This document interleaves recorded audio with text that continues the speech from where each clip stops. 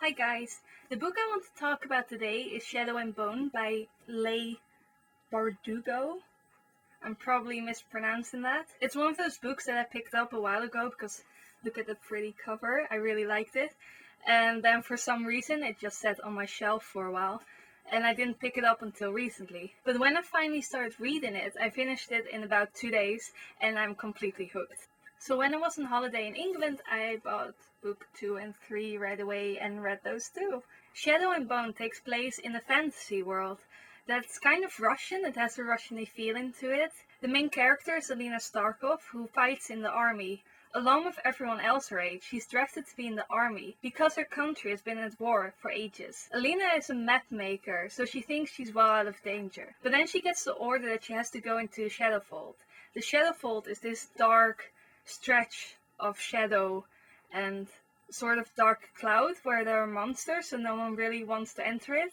Her best friend Mel is on the same ship. Then when they are inside the Shadowfold, they get attacked by monsters.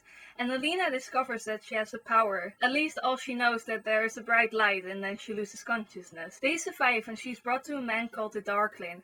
There are people in this country who have magical powers. They are called Grisha. And the Darkling is the most powerful Grisha there is. He's very interested in Alina's powers and he sends her to the palace to get trained. Now this is where everything gets exciting because Alina doesn't know anything about her power and she can't really use it well herself. She only used it when she was in danger. So she has to try and come to terms with her power and she has no idea who she can trust at the palace and whether the Darkling is actually a good guy or a bad guy. I really recommend Shadow and Bone to anyone. What I really like about it is that it has the normal fantasy elements, like the girl who realizes she has this power inside her all along, but it's all a little bit different than what I'm used to from fantasy books. I also really like the humor in the book. That's what I like best, I think. It's even better in book 2 and 3. The humor is amazing. There are also some elements of romance in the book, but unlike some other books I've recently read, it doesn't take away from the story. It doesn't focus too much on the romance and the love interest